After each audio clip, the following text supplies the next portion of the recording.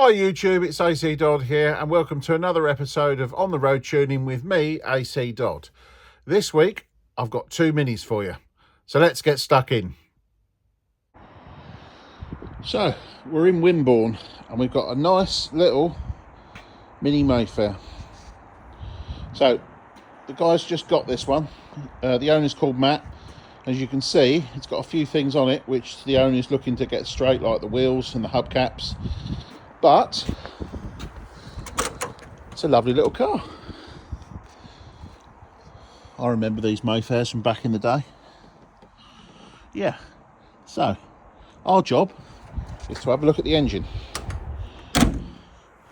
So under the bonnet we have the usual powerhouse of an A series or A plus engine in this case. This one's fitted with a Ducelia distributor. It's got the HS4 carburetor. So what we need to do is to dig in and see what's up. And the owner tells me it's got a flat spot and it's lacking a bit of power. So let's dive in and see what we can find. So one of the things I'm going to do on this engine is its tapping. So the valve clearances are loose. So I'm just going to run through this one and tighten up the valve clearances. I've already ascertained that we've got a little bit extra slack on there than we need to. So I'm just going to run through these now, rule of 9, and do the adjustments on the valves. So number 8, so with number 1 open, adjust number 8.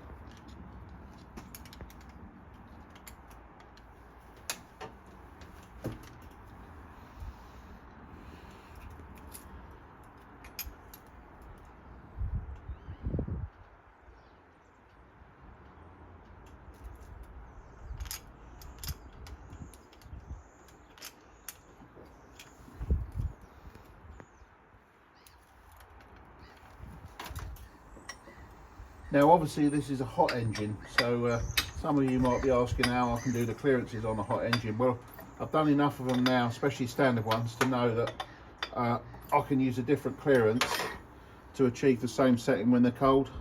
So that's exactly what I'm doing. Although I'm not going to share that clearance with you because I don't want you to get this wrong. So next one. Number 3 fully open, adjust number 6.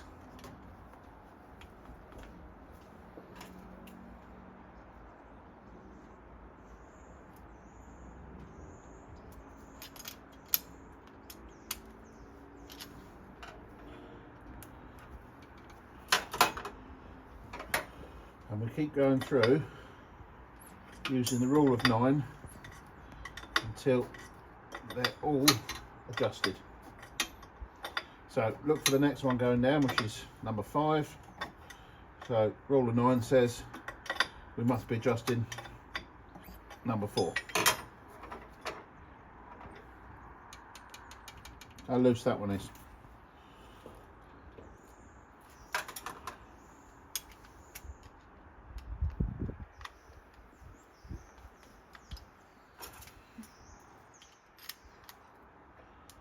So tighten that one way up.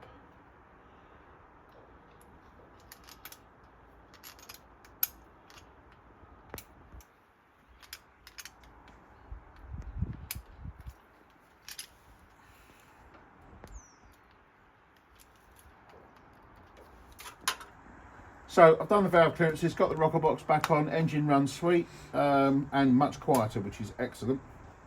So start the normal look. Let's have a quick look through the under the bonnet, the ignition system. So we start with the coil, and sure enough, this has got a ballast ignition system, as you can see there, that says 3.2. That basically means that we've got the wrong coil fitted. So what we're going to do is change that coil and then proceed to the next option. Now what we have already done is I've already had a quick look at these HT leads as well, and I think I'm going to replace them purely because although the resistance is all right, they're already started to take a set where they've been on there so long, and the owner's confirmed to me that he hasn't changed them, so they was on the vehicle when he got it. So I am actually just gonna, when they take on a set like that, that's an indication they've been on there too long. So I'm going to put a new set on. So got the engine back running, got a new coil fitted. So this is a 1.4 ohm or 1.5 ohm nominal coil. We changed the HT leads. We've got new BP5 ES spark plugs. So took the resistor plugs out, regapped to 25 thou. Now I'm checking the dwell angle because it's got Ducellier points ignition, and we can see that we're at 47 degrees. So we're still losing 20% of coil power because we're not charging that coil right.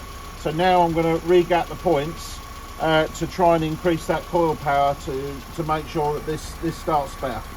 Now the engine is already running much better because we've changed all these other things. Once we do that, it will run absolutely perfectly.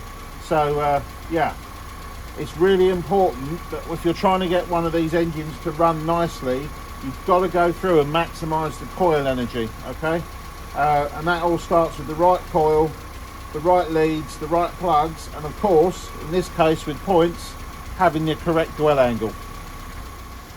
So engine's back running. Obviously all the coils on, we've adjusted the points gap. I've also I noticed this one was advancing very early, so there was not much pressure on the primary spring. So I've tweaked the distributor advance curve on this one by tightening the primary spring just to give me a little bit slower advance. It's still advancing fast, but much slower than it was, if that makes sense. So not ideal, but better. So engine's now running. I've now looked at the carburetor and I'm very lean. So I'm lean all the way across the rev range, and at 5,000 revs I'm extremely lean. So first job, let's have a look at the needle and see if we can get this engine to run any better. So finish the tune. In this case we're not going to drill the airbox because the owner wants it to be as original. So it's got no stage 1 kit and it's all completely standard. So just to recap what we did,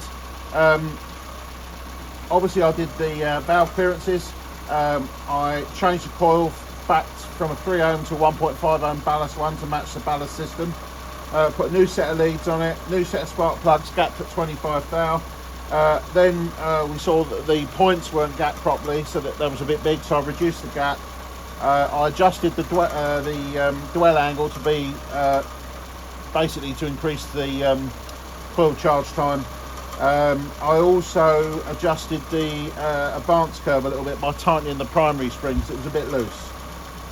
Anyway, moving on, obviously set the timing as well. Moving on to the carburetor. This was easy for me. I only had to put an AAE needle in and I got a beautiful fueling curve with the standard airbox. So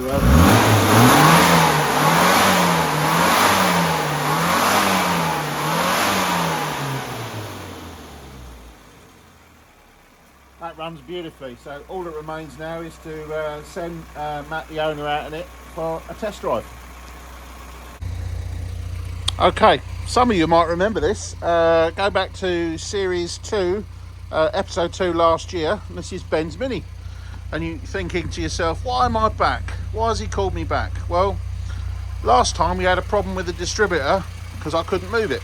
So this time I've come back with a brand new distributor, well, in fact 2 of them, so we can choose the best advance curve. And we're going to change the distributor.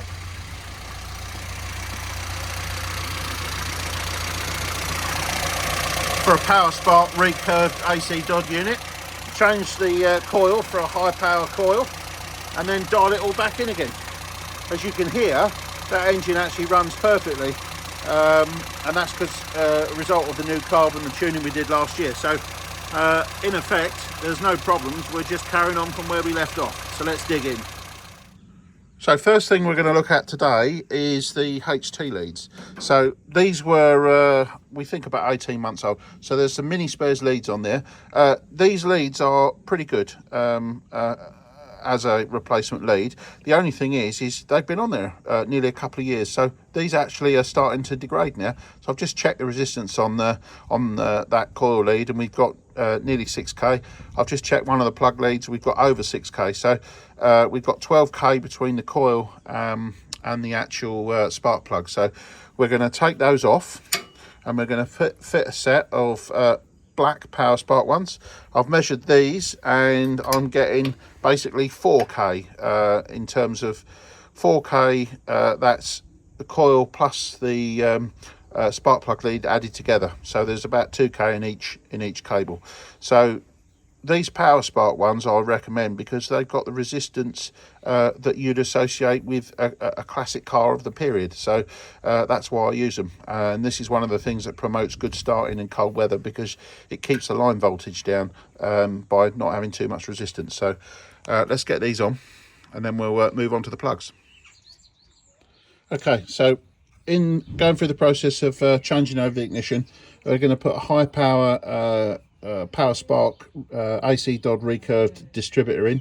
I'm obviously changing the coil because the coil that's on it is a 1.5 ohm unit for a ballast ignition car, which is what this was. And you can see this one has got problems. Okay, so that can be one of the reasons why this was perhaps not starting as crisply as it should do. So even though that's a good coil, that in its own right will be causing problems. So that was just waiting to cause a breakdown. So the good job is we're going to replace that now with a nice shiny Power Spark Viper dry coil 0.8 ohm. I often get asked why I fit the Power Spark dizzies. Well, there's a couple of reasons, but mainly it's because the reluctor on there, as you can see that part there, that actually does the positional information, is made out of metal, steel, and it's actually pinned onto the shaft so it can't move. Some of the other types have got like a plastic collar that goes on and it quite often works loose. Secondly, the module in these is much bigger, and this type of module and this particular one is the high energy one, so this will actually fire a high energy coil 0.8 ohms without a ballast resistor in line, because it's also variable dwell. So that's why I use these units. And then what I do is I recurve the bottom half inside, so it then gives the my advance I like to make these engines go, and this is what I find makes for a good reliable road car. So we finally got this one running. In the end, I didn't have to do any needle mods because I'd already done the needle the last time I was here. So just a summary of what I've gone over. We fitted a new Viper Power Spark coil, dry coil, which is 0.8 ohm. We've got the Power Spark distributor, which is supplied by myself, which is a high energy unit with an ACDodd fast road curve. We've got Power Spark leads and BP5 ES new spark plugs gapped at 35 thou. Going over to the carburetor. Was the carburetor right? Well, it's a new carb that we fitted last year, but interestingly, although the fueling was right at steady state, actually the oil in the dashpot needed thickening up slightly. So I tried to thicken it up, but then realised it had already filled with 2050 oil. So we've had to put a new damper. All right, so I could get that to rise a bit slower, which I've done. And instead of 1.2, we've now got 0.95 when you throttle it. So that's back where it should be. And interestingly, the lean spot that was producing, it was right where Ben was saying that this engine's got a flat spot. So hopefully that and the new advance curve should wake this right up. So do you want to start it up? So we'll just start it up and you can have a listen.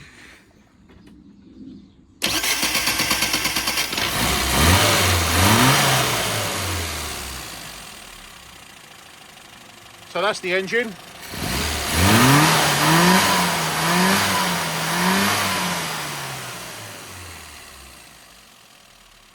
Very healthy. So let's send Ben out in it and see what he thinks. Right, Ben, so you've been out in the car now. What's it like now? It's good, it works well. You'd already been to me last year. I went through some little bits and bobs, some coils, dizzy, and it's made the world of difference. There was a little flat spot that's been taken care of now. Yeah, it's made the world of difference. Excellent. So in terms of the difference between last year and this year, now you've got that advance curve, you can tell the difference. Definitely. Yeah.